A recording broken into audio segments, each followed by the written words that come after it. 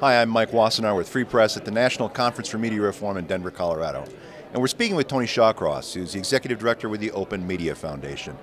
Tony, thank you for joining us and welcome. Thank you. I'm excited to be here. For people who don't know your work in Denver, watching this around the country, what is the Open Media Foundation? The Open Media Foundation is a nonprofit media organization. We're mostly an earned income nonprofit. We provide services to the public sector and nonprofit sector, any communication services, same kinds of things that a PR or advertising firm might do, but exclusively for nonprofits and the public sector.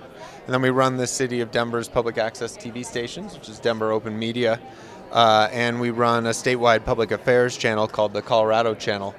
And both those projects run off of some open source software that we developed to automate the processes of these public affairs and public access channels.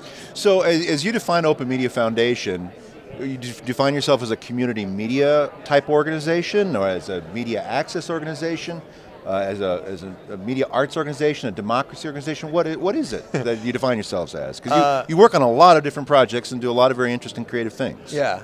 Well, the mission of the organization is to put the media in the hands of the people, put the media in the hands of the community. And we call ourselves a nonprofit communications company. So we just work in new media communications, again, for nonprofit and the public sector.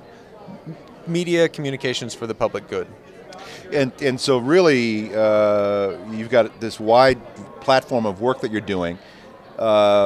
Did some very, very innovative work with public access in Denver over the course of the last couple of years.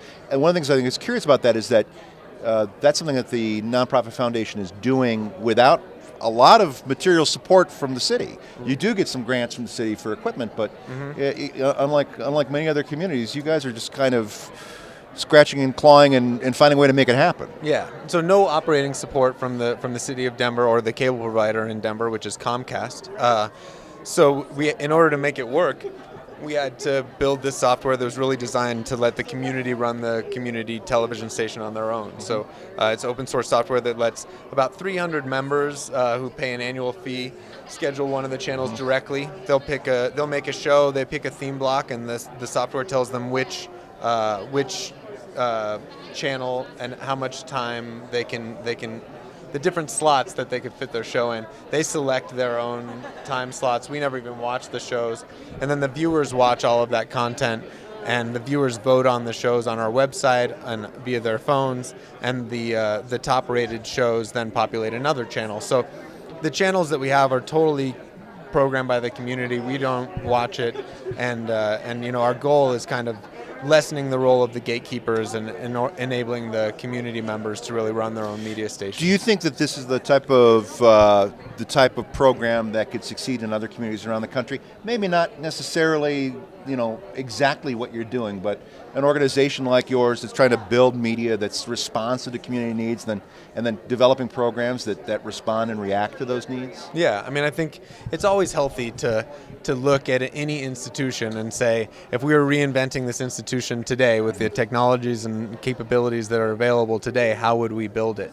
It's nice to have the opportunity to do that. And whether we're talking about education or government or community media, if we were to start from the ground up today with the best technologies and best practices available today, it would look radically different than it looked 10 years ago or 20 or 30 years ago. But the key is making sure that those technologies are being harnessed to reflect the needs of the communities that you're serving. Yeah, right? And they're constantly changing. So, it's the model that we built that really seemed to work well here in Denver 7 years ago for public access, isn't going to be the same model, 4 or 5 years from now. As you look at the conference here in Denver, why is media reform important to you?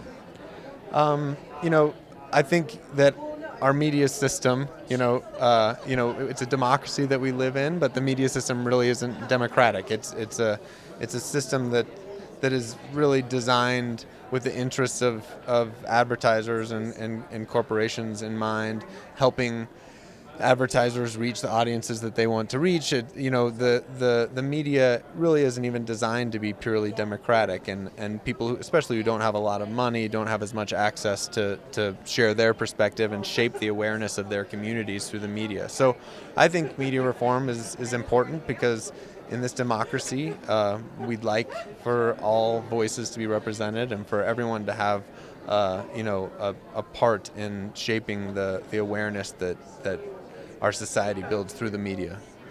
So before we leave, where can people find out more about the Open Media Foundation? They go to your website, right? Yeah, openmediafoundation.org. If you happen to be in Denver, we're having a great party tonight with Amy Goodman, Ian Cook, a lot of great stuff on 7th and Calumet.